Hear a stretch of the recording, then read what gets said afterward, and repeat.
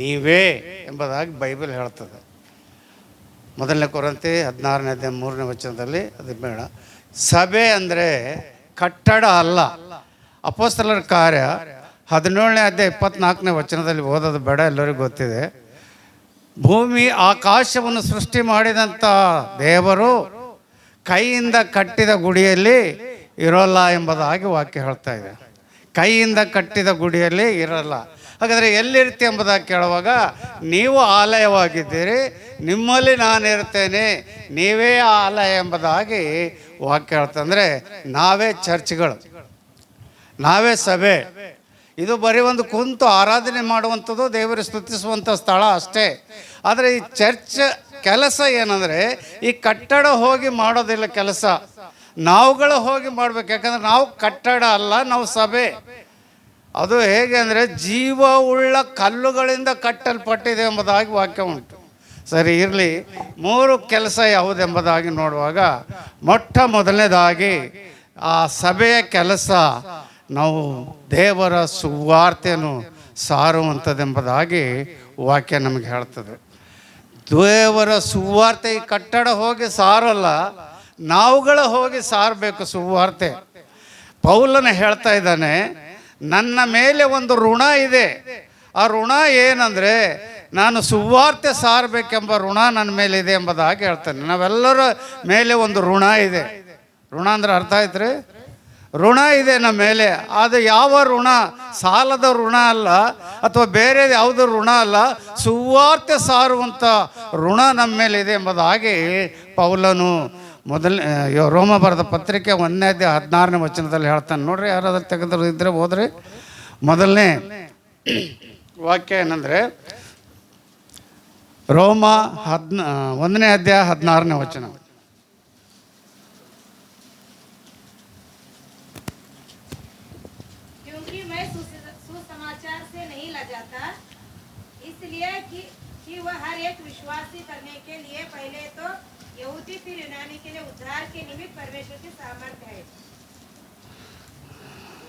ವಿಷಯದಲ್ಲಿ ನಾನು ನಾಚಿಕೊಳ್ಳುವವರಲ್ಲ, ಆ ಸುವಾರ್ತೆಯು ದೇವರ ಫಲ ಸ್ವರೂಪವಾಗಿದ್ದು ಮೊದಲು ಯಹೂದ್ಯರಿಗೆ ಆಮೇಲೆ ಗ್ರೀಕರಿಗೆ, ಅಂತೂ ನಂಬುವವರೆಲ್ಲರಿಗೆ ರಕ್ಷಣೆ ಉಂಟು ಮಾಡುವಂತದ್ದಾಗಿದೆ. ಇಲ್ಲಿ ನಾವು ನೋಡ್ತೇವೆ, ಪೌಲನು ಬರಿತಾ ಇದ್ದಾನೆ, ತೀರಿಸಬೇಕಾದ ಒಂದು ಋಣ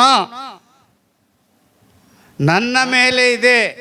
ಆ ಋಣ ಏನಂದರೆ ನಾನು ಸುವಾರ್ತೆ ಸಾರುವುದಕ್ಕೆ ನಾನಂತೂ ಸಿದ್ಧವಾಗಿದ್ದೇನೆ ಎಂಬುದಾಗಿ. ಯೇಸು ಕ್ರಿಸ್ತನು ಸಹ ಮಾರ್ಕನ ಬರೆದ ಸುವಾರ್ತೆ 16ನೇ ಅಧ್ಯಾಯ 15ನೇ ವಚನದಲ್ಲಿ ಹೇಳಿದ್ದಾನೆ. ಮತ್ತು ಮತ್ತಾಯನ ಬರೆದ ಸುವಾರ್ತೆ 28ನೇ ಅಧ್ಯಾಯ 20ನೇ ವಚನದಲ್ಲಿ ಸಹ ಆತನು ಹೇಳಿದ್ದಾನೆ, ನೀವು ಲೋಕದ ಕಟ್ಟ ಕಡೆಗೆ ಹೋಗಿ ಜನರಿಗೆಲ್ಲ ಸುವಾರ್ತೆಯನ್ನು ಸಾರಿರಿ. ಸುವಾರ್ತೆ ಅಂದರೆ ಏನು? ಸುವಾರ್ತೆ ಅಂತ ಹೇಳಿದ್ರೆ ಒಳ್ಳೆ ನ್ಯೂಸ್, ಒಳ್ಳೆ ಗುಡ್ ನ್ಯೂಸ್. ಒಂದು ಮನೆಯಲ್ಲಿ ಯಾವುದೋ ಒಂದು ಮಗು ಹುಟ್ಟಿದೆ ಆದರೆ ಅದು ಒಳ್ಳೆಯದೆಂಬುದಾಗಿ. ಅಯ್ಯೋರ ಮನೆಯಲ್ಲಿ ಹುಟ್ತಾ ಇದೆ, ಅವ್ರು ಹುಟ್ಟಿದಾಗೆಲ್ಲ ನಮಗೆ ಫೋನ್ ಮಾಡ್ತಾರೆ, ಸರ್ ನನಗೊಂದು ಮೊಮ್ಮಗಳು ಹುಟ್ಟಿತು ಎಂಬುದಾಗಿ. ಇದು ಗುಡ್ ನ್ಯೂಸ್. ಸುವಾರ್ತೆ ಅಂದರೆ ಪೌಲನು ಹೇಳ್ತಾ ಇದ್ದಾನೆ, 1ನೇ ಕೊರಿಂಥದವರಿಗೆ ಬರೆದ ಪತ್ರಿಕೆ 15ನೇ ಅಧ್ಯಾಯ 1, 2, 3, 4 ವಚನದಲ್ಲಿ ನೋಡುವಾಗ, ಸುವಾರ್ತೆ ಅಂದರೆ ಯೇಸು ನನ್ನ ಪಾಪಕ್ಕಾಗಿ ಸತ್ತನು, ಹೂಣಲ್ಪಟ್ಟನು, ತಿರುಗಿ ಎದ್ದನು, ಇದೇ ಆ ಸುವಾರ್ತೆ ಎಂಬುದಾಗಿ ಪೌಲನು 1ನೇ ಕೊರಿಂಥದವರಿಗೆ ಬರೆದಿದ್ದಾನೆ. ಅಂದರೆ ಸುವಾರ್ತೆ ಅಂದರೆ ಯೇಸು ಕ್ರಿಸ್ತನು ನನಗೆ ಕೊಟ್ಟಿರುವಂಥ ಒಂದು ಜವಾಬ್ದಾರಿಕೆ ಏನಂದರೆ, ಸಭೆಯಾಗಿ ಇವತ್ತು ಸಭೆಯ ಬರ್ತ್ಡೇ ನಾವು ಮಾಡ್ತಾ ಇದ್ದೇವೆ, ಸಂತೋಷ. ಆದರೆ ಈ ಸಭೆ ಕೆಲಸ ಏನಂದರೆ ನಾವು ಜನರಿಗೆ ದೇವರ ವಾಕ್ಯ ನಾವು ಹೇಳಬೇಕು. ಇವತ್ತು ಹೆಚ್ಚಿಗೆ ನೋಡಿದ್ರೆ ಯಾಕೋ ಈ ಚರ್ಚಲ್ಲಿ ಸ್ತ್ರೀಯರದೇ ಹೆಚ್ಚಿದೆ ಸಂಖ್ಯೆ. ನೀವು ಅನ್ಬೋದು, ನಾವು ಸ್ತ್ರೀಯರೇ ಲೇಡೀಸ್ರಿ ನಾವೆಲ್ಲ ಹೋಗಿ ಸುವಾರ್ತೆ ಸಾರ್ಲಿಕ್ಕೆ ಆಗ್ತದೆ, ನಮ್ಮ ಗಂಡದೇರು ಇದ್ದಾರೆ ಅಥವಾ ನಮ್ಮವ್ರು ಯಾರೋ ಇದ್ದಾರೆ ಅವ್ರಿಗೆ ಸಾರ್ತಾರೆ. ನಾವು ಬೈಬಲಲ್ಲಿ ಒಂದು ಲೇಡಿ ಇದ್ದಾಳೆ, ಆಕೆ ಬಹಳ ಕೆಟ್ಟ ಹೆಂಗಸದು. ಗೊತ್ತಾ? ಯಾರಂತ ನೆನಪು ಬಂತ? ಇಲ್ಲ ಅಮ್ಮ? ಎಸ್. ಅಲ್ಲಿ ನಾವು ನೋಡ್ತೇವೆ ಏನಂದರೆ, ಸಮಾರ್ಯ ಸ್ತ್ರೀ, ಆಕೆ ವ್ಯಭಿಚಾರದ ಸ್ತ್ರೀ ಆಗಿದ್ದಳು. ಆಕೆಗೆ 5 ಮಂದಿ 6 ಮಂದಿ ಗಂಡಂದಿರಿದ್ದಾರೆ ಎಂಬುದಾಗಿ ಯೇಸು ಹೇಳ್ತಾ ಇದ್ದಾರೆ. ಆದರೆ ಯೇಸು ಕ್ರಿಸ್ತನ ಜೊತೆ ಒಂದು 5 ನಿಮಿಷ 10 ನಿಮಿಷ ಆಗಿದೆ ಡಿಸ್ಕಸ್ ಹಾಕಿದ್ದು ಯೇಸು ಕ್ರಿಸ್ತನದು ಸಂಭಾಷಣೆ. ಆಕೆ ಯಾವ ಬೈಬಲ್ ಕಾಲೇಜು ಮಾಡಿಲ್ಲ, ಎಲ್ಲಿ ಚರ್ಚಿಗೂ ಹೋಗಿಲ್ಲ. ಆಕೆನ ಕೆಲಸ ಬರೀ ವ್ಯಭಿಚಾರ ಮಾಡುವಂಥ ಕೆಲಸ ಆಕೆಯಿಂದ ಆಗಿತ್ತು. ಆದರೆ ಯೇಸು ಆಕೆಗೆ ತಿಳಿಸಿದಾಗ ಒಂದು 10 ನಿಮಿಷ ಯೇಸು ಕ್ರಿಸ್ತನ ಜೊತೆ ಕುಂತು ಆಕೆ ಮಾತು ಕೇಳಿದ ಮೇಲೆ ಆಕೆ ಮಾಡಿದಂಥ ಕೆಲಸ ಏನಂದರೆ, ಆ ಕೆಟ್ಟ ಹೆಂಗಸು ಯೇಸುವನ್ನು ತಿಳ್ಕೊಂಡ ಮೇಲೆ, ಯೇಸುವನ ಈಗ ಮಗಳಕ್ಕೆ ಒಂದು ತೆಲುಗು ರಾಗ ಹಾಡಿದಳು, ಯೇಸು ನಾಲು ಉನ್ನದೆ ನಾತು ಉನ್ನದೆ, ನನ್ನ ಜೊತೆ ಇದ್ದಾನೆ ಇದ್ದಾನೆ ಇದ್ದಾನೆ. ಯೇಸುವನ್ನು ತಿಳ್ಕೊಂಡ ಮೇಲೆ ಆಕೆ ಇಡೀ ಊರಿನ ಜನಕ್ಕೆ ಯೇಸು ಕ್ರಿಸ್ತನ ಕಡೆಗೆ ತಂದಳೆಂಬುದಾಗಿ ವಾಕ್ಯ ಹೇಳ್ತದೆ. ಯೋಹಾನ ಬರೆದ ಸುವಾರ್ತೆ 4ನೇ ಅಧ್ಯಾಯದಲ್ಲಿ ಇಡೀ ಆ ಊರಿನ ಜನರಿಗೆ, ಆಕೆ ಎಲ್ಲರ ಜೊತೆ ವ್ಯಭಿಚಾರ ಮಾಡಿದಂಥ ಸ್ತ್ರೀ, ಒಂದು ವೇಳೆ ಆಕೆ ಮನೆಗೆ ಹೋಗಿ ಆ ಮನೆ ಬಾಗಿಲು ತಟ್ಟಿದರೆ ಎಷ್ಟು ಜನ ಬೈದಿದ್ರೆ ಗೊತ್ತಿಲ್ಲ. ಕೆಟ್ಟ ಹೆಂಗಸು ಹೋಗಂತೇಳಿ ಎಷ್ಟು ಜನ ಹೇಳಿದಾರೋ, ಎಷ್ಟು ಬೈದಾರೋ, ಎಷ್ಟು ಗೋಳ ಮಾಡಿದಾರೋ ಅದು ವಾಕ್ಯದಲ್ಲಿ ಇಲ್ಲ. ಆದರೆ ಏನು ಹೇಳಿದಳೋ, ಹೇಗೆ ಹೇಳಿದಳೋ ಗೊತ್ತಿಲ್ಲ. ಆದರೆ ಇಡೀ ಊರಿನ ಜನಕ್ಕೆ ಯೇಸು ಕ್ರಿಸ್ತನ ಕಡೆಗೆ ತಂದಿದ್ದಾಳೆ. ಇವತ್ತು ನಾವು ಸಾರ್ತೀವಿ ಹೆಣ್ಮಕ್ಕಳು.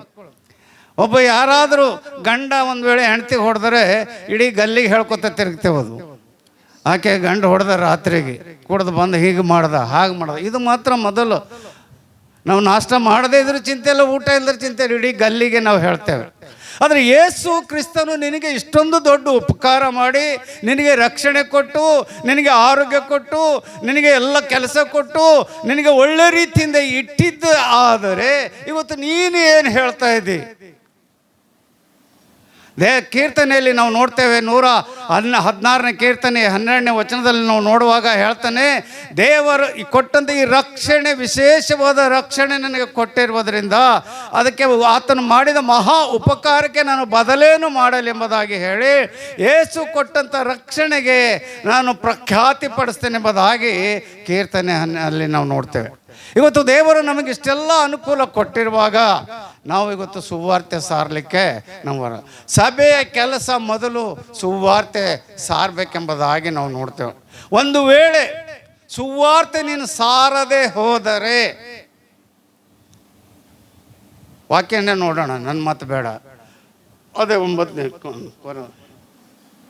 ಮೊದಲನೇ ಕೊರಿಂಥಿ 9ನೇ ಅಧ್ಯಾಯ 16ನೇ ವಚನ. ಆಯ್ತಾ? 10 ನಿಮಿಷ ಟೈಮ್ ವಾಚ್ ನೋಡ್ರಿ, 10 ನಿಮಿಷ ಆಯ್ತಾ? ಬೇಗ ಬೇಗ ಓದಿದ್ರೆ ನಾ ಬೇಗ ಮುಗಿಸ್ತೀನಿ. ನಾನು ಸುವಾರ್ತೆಯನ್ನು ಸಾರಿದರೂ ಹೊಗಳಿಕೊಳ್ಳುವುದಕ್ಕೆ ನನಗೇನು ಆಸ್ಪದವಿಲ್ಲ. ಇಲ್ಲ, ಸಾರಲೇಬೇಕೆಂಬ ನಿರ್ಬಂಧ ನನಗುಂಟು. ಏನು ಉಂಟಂತೆ? ಸಾರಲೇಬೇಕೆಂಬ ಆರ್ಡರ್ ಇದೆ. ನಮಗೆ ದೇವರು ಆರ್ಡರ್ ಕೊಟ್ಟಿದ್ದ, ನೀನು ಸಾರಲೇಬೇಕು.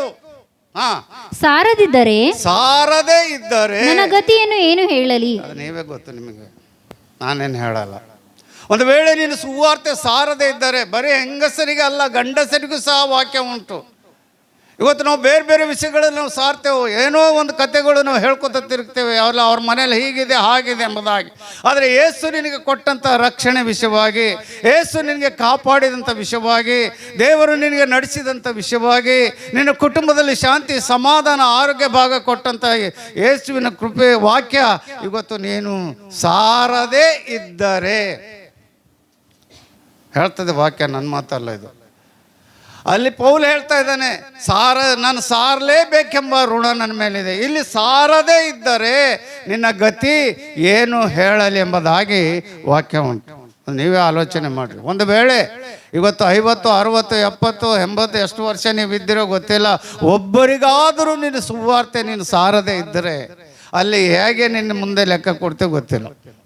ಅಲ್ಲಿ ವಾಕ್ಯ ಹೇಳ್ತದೆ, ಸಾರದೇ ಇದ್ದರೆ ನಿನ್ನ ಗತಿ ಏನು ಹೇಳಲಿ? ನಾನಂತೂ ಏನು ಹೇಳಲ್ಲ, ಯೇಸುನೇ ಹೇಳ್ತೇನೆ. ಅವತ್ತು ಇಷ್ಟು ದಿವಸ ನಿನಗೆ ಲೋಕದಲ್ಲಿ ಭೂಮಿ ಮೇಲೆ ಇಟ್ಟಿದ್ದೇನೆ, ಇಷ್ಟು ದಿವಸ ನೀನು ರಕ್ಷಣೆ ಹೊಂದಿದೆ ಎಂಬುದಾಗಿ ಹೇಳ್ಕೊತಿ. ಆದರೆ ಎಷ್ಟು ಜನಕ್ಕೆ ನನ್ನ ವಾಕ್ಯ, ನನ್ನ ಸುವಾರ್ತೆ ನೀನು ಸಾರಿದೆ ಎಂಬುದಾಗಿ ಆತನು ಕೇಳ್ತಾನೆ. ಇನ್ನೊಬ್ಬ ಭಕ್ತ ಇದ್ದಾನೆ ಬೈಬಲಲ್ಲಿ, ಒಂದು ವೇಳೆ ಸುವಾರ್ತೆ ಸಾರದೆ ಹೋದರೆ ಅವನಿಗೇನಾಗ್ತದಂತ ಗೊತ್ತಾ? ಎಲುಬುಗಳು ಬೆಂಕಿಯಲ್ಲಿ ಹಾಕಿ ಸುಟ್ಟ ಹಾಗೆ ಆಗ್ತದಂತೆ ಸುವಾರ್ತೆ ಸಾರದೆ ಹೋದರೆ. ಯೆರೆಮೀಯ 20ನೇ ಅಧ್ಯಾಯ 9ನೇ ವಚನ ನೋಡ್ರಿ. ಯೆರೆಮೀಯ 20ನೇ ಅಧ್ಯಾಯ 9ನೇ ವಚನ. ನಾನು ಯೆಹೋವನ ವಿಷಯವನ್ನು ಪ್ರಕಟಿಸೇನು. ಪ್ರಕಟಿಸೇನು ಅಂದರೆ ಹೇಳೋದೇ ಇಲ್ಲ ನಾನು. ಯೆಹೋವನ ವಿಷಯದಲ್ಲಿ, ದೇವರ ವಿಷಯದಲ್ಲಿ ನಾನು ಹೇಳೋದೇ ಇಲ್ಲ.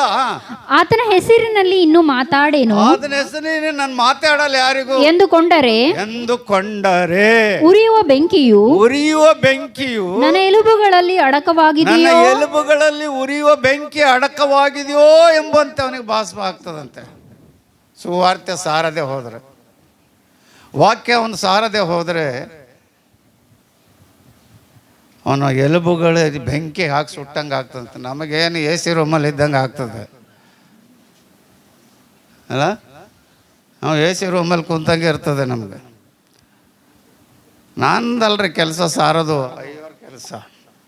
No, you are the temple of God. ನೀನು ದೇವರ ಆಲಯವಾಗಿದ್ದೀ, ಆದರೆ ನೀನು ಸಾರಲೇಬೇಕೆಂಬ ನಿರ್ಬಂಧ ನಿನಗುಂಟು. ಸಾರಲೇಬೇಕು. ಹೇಗೆ ಸಾರಬೇಕು? ಸುವಾರ್ತೆ ನಾವು ಹೇಗೆ ಸಾರಬೇಕು ಗೊತ್ತಾ? ಒಂದು ವೇಳೆ ಹೋಗಿ ಸಾರಲಿಕ್ಕೆ ಆಗಲ್ಲ ಇಟ್ಕೊಳ್ಳಿ, ಮತ್ತೇನು ಬರೋ ಸುವಾರ್ತೆಯಲ್ಲಿ ಒಂದು ಮಾತು ಹೇಳ್ತದೆ, 5ನೇ ಅಧ್ಯಾಯ 16ನೇ ವಚನದಲ್ಲಿ. ಮತ್ತೇನು ಬರೋ ಸುವಾರ್ತೆ 5ನೇ ಅಧ್ಯಾಯ 16ನೇ ವಚನದಲ್ಲಿ. ಆಯಿತು, 10 ನಿಮಿಷ ಆಯಿತು ಸರ್, ಒಂದೇ ಪಾಯಿಂಟ್ ಮುಗೀತು, ಇನ್ನೂ 2 ಇದೆ, ಆಗಲ್ಲ ಬಿಡ್ರಿ. ಸರಿ, ಒಂದೇ ಸದ್ಯ ಸಾಕು, ಆಮೇಲೆ ನೋಡು. ಓದಮ್ಮ, ಬೇಗ ಓದಮ್ಮ. ಅದರಂತೆ ನಿಮ್ಮ ಬೆಳಕು ಜನರ ಮುಂದೆ ಪ್ರಕಾಶಿಸಲಿ, ಹೀಗಾದರೆ ಅವರು ನಿಮ್ಮ ಒಳ್ಳೆಯ ಕ್ರಿಯೆಗಳನ್ನು ನೋಡಿ, ಒಳ್ಳೆ ಕ್ರಿಯೆಗಳನ್ನು, ನಡತೆ, ನಿನ್ನ ಜೀವಿತ, ನಿನ್ನ ಕಾರ್ಯ, ನಿನ್ನ ಸಾಕ್ಷಿ ನೋಡಿ ಪರಲೋಕದಲ್ಲಿರುವ ನಮ್ಮ ತಂದೆಯನ್ನು ಕೊಂಡಾಡುವರು. ನಿನಗೆ ಹೇಳಲಾರ್ದೆ ಅವ್ರು ಕೊಂಡಾಡ್ತಾರೆ. ನೀನು ಚರ್ಚಲ್ಲಿ ಬಂದು ಕೊಂಡಾಡ್ತಾ ಇದ್ದಿ. ನಿನ್ನ ಲೈಫು, ನಿನ್ನ ಕಾರ್ಯ, ನಿನ್ನ ಜೀವಿತ, ನಿನ್ನ ನಡೆ, ನಿನ್ನ ಮಾತು, ಕೆಲವರ ಮಾತುಗಳು ನೋಡ್ಬೇಕು, ವಿಶ್ವಾಸಿಗಳ ಮಾತು. ಬಾ ಬಾ ಬಾ ಬಾ ಬಾ ಲೋಕದವರು ಆಡಲ್ಲ ಆ ರೀತಿ ನಮ್ಮ ಮಾತುಗಳು, ನಮ್ಮ ನಡೆ, ನಮ್ಮ ನುಡಿ, ನಮ್ಮ ಕಾರ್ಯಗಳು. ಅಲ್ಲಿ ವಾಕ್ಯ ಹೇಳ್ತಾ, ಇದು ಸುವಾರ್ತೆ ಸಹಾರದ ಹಾಗೆ ನಿನ್ನ ಸಾಕ್ಷಿ ಜನರ ಮುಂದೆ, ಈ ಗಲ್ಲಿಯಲ್ಲಿ, ಓಣೆಯಲ್ಲಿ, ಅಥವಾ ಬೇರೆ ಕಡೆ ನಿನ್ನ ಕುಟುಂಬದಲ್ಲಿ, ಇನ್ನೂ ಅನೇಕ ಕಡೆ ನೀನು ನೋಡುವಾಗ ನಿನ್ನ ನಡತೆಯನ್ನು ನೋಡಿ ಅವರು ಪರಲೋಕದಲ್ಲಿರುವ ದೇವರ ಅನ್ಯರಂತೆ, ಕ್ರೈಸ್ತರಲ್ಲ, ಅನ್ಯರ ದೇವರನ್ನು ಕೊಂಡಾಡ್ತಾರಂತೆ. ನಮ್ಮ ಸಾಕ್ಷಿಗಳನ್ನು ನೋಡಿ, ನಮ್ಮ ಜೀವಿತ ನೋಡಿ, ನಮ್ಮ ನಡೆ, ನಮ್ಮ ಮಾತು, ನಮ್ಮ ಕಾರ್ಯಗಳನ್ನು ನೋಡಿ ಅವರು ದೇವರಿಗೆ ಕೊಂಡಾಡ್ತಾರೆ. ಇದು ಸುವಾರ್ತೆ ಸಾರದ ಹಾಗೆ. ನಿನಗೆ ಧೈರ್ಯ ಇದೆಯಾ? ಬಂದು ಸುವಾರ್ತೆ ಸಾರ್. ನೋಡ್ತೇವೆ ನಾವು ದಿನಾಲು ಸಾಹೇಬರು ವಾಟ್ಸಪ್ಪಲ್ಲಿ ಅವ್ರ ಮಕ್ಕಳು, ಅವ್ರ ಹಳೆಂದರು, ಅವ್ರ ಹೆಂಡತಿ, ಅವ್ರ ಮಗ ಎಲ್ಲರೂ ಸಾರ್ತಾ ಇದ್ದಾರೆ ವಾಕ್ಯ. ಇಡೀ ಕುಟುಂಬ, ದೇವರಿಗೆ ಸ್ತೋತ್ರ, ಇಡೀ ಕುಟುಂಬದವರು ದೇವರ ವಾಕ್ಯ ಸಾರ್ತಾ ಇದ್ದಾರೆ. ನಾನು ಹೇಳಿದೆ, ಸಿಸ್ಟರ್ ಮಾತಾಡಲ್ಲ, ಅವ್ರಿಗೆ ಬರಲಿಕ್ಕಿಲ್ಲ ಅಂತ ನೋಡಿದೆ. ಅವರೆಲ್ಲರಿಗಿನ್ನ ಜೋರಿದ್ದಾರೆ ಅವರು. ಹಾಂ, ನಿಜವಾಗ್ಲೂ ನನಗೆ ಭಾಳ ಸಂತೋಷ ಆಗ್ತದೆ ಆ ವಿಷಯ. ನಾನು ಡೈಲಿ ಕೇಳ್ತೀನಿ, ಅವ್ರಿಗೆ ಹೇಳ್ತೀನಿ. ಆಮೇಲೆ ನಾನು ಕೇಳಿದ ಮೇಲೆ, ಅಯ್ಯ ನಿಮ್ಮ ಪ್ರಸಂಗ ಹೀಗಿತ್ತು, ನಾನು ಕೇಳಿದ್ದೀನಿ ಅಂತ ಹೇಳ್ತೀನಿ. ಸಿಸ್ಟರ್ದು ಹೀಗೆ, ಬ್ರದರ್ದು ಹೀಗೆ. ಈಗ ದೇವರು, ಇದು ಒಂದು ಒಳ್ಳೆಯ ಕಾರ್ಯ. ಅನೇಕರು ನಿನ್ನ ವಾಕ್ಯವನ್ನು ಕೇಳಿ, ಇದು ನಿನ್ನ ಕಾರ್ಯ. ಯಾಕಂದರೆ ನೀನು ಸಭೆ ಆಗಿದ್ದಿ. ಸಭೆ ಕೆಲಸ ಏನಂದರೆ ಸುವಾರ್ತೆ ಸಾರಲೇಬೇಕು. ಸಾರದೆ ಹೋದರೆ ನಿಮ್ಮ ಗತಿ ಅದೇ ಗತಿ. ಎರಡನೇದು ನಾವು ನೋಡುವಾಗ ಟೈಮ್ ಇಲ್ಲ ನನಗೆ, ಆಗಿದೆ, ನನ್ನ ಸಮಯ ಮುಗಿಸ್ತೇನೆ. ಯಾಕಂದರೆ ಮುಂದೆ ಭಾಳ ಕಾರ್ಯಗಳಿವೆ. ಇನ್ನು ದೇವರ ಚಿತ್ತ ಆದರೆ ಇನ್ನೊಂದು ಸರಿ ನಿಮ್ಮ ಚರ್ಚೆಗೆ ಬಂದು ಹೇಳ್ತೇನೆ. ಅದರ ಒಂದು ಮಾತ್ರ ನಾವು ತಿಳ್ಕೊಳ್ಳೋಣ. ಸರಿ, 2 ಮಾತು ಹೇಳಿ ಮುಗಿಸ್ತೇನೆ. ದೇವರು ನಮ್ಮನ್ನು ಯಾಕೆ ಸೃಷ್ಟಿ ಮಾಡಿದ್ದಾನೆ? ಎಂದಾದ್ರೆ ಈ ಪ್ರಶ್ನೆ ಹಾಕ್ಕೊಂಡಿದ್ದೀರಾ? ಇಲ್ಲ ರೀ, ಇಲ್ಲಲ್ಲ, ಈ ಪ್ರಶ್ನೆ ಹಾಕೊಳ್ಳೋರು. ದೇವರು ನಮಗೆ ಯಾಕೆ ಸೃಷ್ಟಿ ಮಾಡಿದ್ದಾನೆ ಮತ್ತು ದೇವರು ಯಾಕೆ ನಮಗೆ ಭೂಮಿ ಮೇಲೆ ಇಟ್ಟಿದ್ದಾನೆ? ಇವು 2 ಪ್ರಶ್ನೆ ಭಾಳ ಪ್ರಾಮುಖ್ಯವಾದದ್ದು. ನಾವು ಹಾಕ್ಕೊಳ್ಬೇಕು ಪ್ರಶ್ನೆ. ದೇವರೇ ನನಗೆ ಯಾಕೆ ಸೃಷ್ಟಿ ಮಾಡಿದ್ದಿ ಎಂಬುದಾಗಿ ನೀನು ಕೇಳುವಾಗ ಆತನೊಂದು ಮಾತು ಹೇಳ್ತಾ ಇದ್ದಾನೆ. ನಾನು ನಿನಗೆ ಯಾಕೆ ಸೃಷ್ಟಿ ಮಾಡಿದ್ದೇನೆಂದರೆ ನೀನು ನನಗೆ ಮಹಿಮೆ ಪಡಿಸಬೇಕೆಂಬುದಾಗಿ ನಿನ್ನ ಸೃಷ್ಟಿ ಮಾಡಿದ್ದೇನೆ. ಯೆಶಾಯನ ಬರೆದ ಪುಸ್ತಕ 43ನೇ ಅಧ್ಯಾಯ. ಬೇಗ ನೀವು ಹೋದರೆ ನಾನು ಮುಗಿಸ್ತೇನೆ ಸರ್. ಆಯ್ತು, 2 ನಿಮಿಷ. ಯೆಶಾಯ 43ನೇ ಅಧ್ಯಾಯ 7ನೇ ವಚನ ಓದಿ. ನನ್ನ ಮಹಿಮೆಗಾಗಿ ನಾನು ಸೃಷ್ಟಿಸಿ ರೂಪಿಸಿ, ನನ್ನ ಮಹಿಮೆಗಾಗಿ ನಾನು ಸೃಷ್ಟಿಸಿದೆ, ರೂಪಿಸಿ ಉಂಟು ಮಾಡಿ ರೂಪಿಸಿ ನನ್ನ ಹೆಸರಿನವರೆಲ್ಲರನ್ನು ಬರಮಾಡಬೇಕೆಂದು ಅಪ್ಪಣೆ ಕೊಡುವೆನು. ಅಷ್ಟೇ. ದೇವರಿಗೆ ಗೊತ್ತು ನಮ್ಗೆ ಯಾಕೆ ಸೃಷ್ಟಿ ಮಾಡಿದರೆ ನಾವು ಆತನಿಗೆ ಮಹಿಮೆ ಪಡಿಸಬೇಕಂತ. ಹೇಗೆ ಮಹಿಮೆ ಪಡಿಸಬೇಕು? ನನಗಂತೂ ಅದು ಹೇಳಕ್ಕೆ ಬರಲ್ಲ. ಕೆಲವರೆಲ್ಲ ಹೇಳ್ತಾರೆ, ಹಲ್ಲೆಲೂಯ ಹಲ್ಲೆಲೂಯ ಹಲ್ಲೆಲೂಯ ಹೇಳಿದ್ರೆ ದೇವ್ರಿಗೆ ಮಹಿಮೆ ಇಲ್ರಿ. ಬೈಬಲು ತಪ್ಪು ತಿಳ್ಕೊಬೇಡಿ ದಯಮಾಡಿ. ಹೇಳಬೇಡ ಅಂತಿಲ್ಲ, ಹೇಳಬೇಡ ಅಂತ ಹೇಳಲ್ಲ, ಹೇಳಬೇಕು. ಹಲ್ಲೆಲೂಯ ಅಂದರೆ ದೇವ್ರ ಸ್ತುತಿ ಮಾಡಿರಿ ಅಂತಲೇ ಅರ್ಥ. ಈಗ ನಾನು ಪಾಸ್ಟ್ ಇದ್ದೆ ಅಂತ ಇಟ್ಕೊಳ್ಳಿ, ನಾನು ಹಲ್ಲೆಲೂಯ ಅಂತ ಹೇಳಿದರೆ ಕೂತವರೆಲ್ಲರೂ ಹಲ್ಲೆಲೂಯ ಹೇಳ್ತಾರೆ. ಅದರ ಅರ್ಥ ಏನು ಗೊತ್ತಾ? ಹಲ್ಲೆಲೂಯ ಅಂದರೆ ದೇವರಿಗೆ ಸ್ತುತಿ ಮಾಡಿರಿ. ಪಾಸ್ಟರು ಸಭೆಗೆ ಹೇಳ್ತಾ ಇದ್ದಾರೆ, ಸಭೆಗವ್ರು ಪಾಸ್ಟ್ರಿಗೆ ಹೇಳ್ತಾ ಇದ್ದಾರೆ ಹಲ್ಲೆಲೂಯ ನೀನೇ ಹೇಳೋದು. ಅದರ ಅರ್ಥ ಮೀನಿಂಗ್ ಇರಲಿ. ಆದರೆ ಈಗ ಗೊತ್ತು ನಾವು ಮಹಿಮೆ ಹೇಗೆ ಪಡಿಸಬೇಕು ದೇವರಿಗಂದರೆ, ಕೀರ್ತನೆ 50:23 ಹೇಳ್ತದೆ, ಯಾರು ಯೆಹೋವನನ್ನು ಓದಿಮ್ಮ 50:23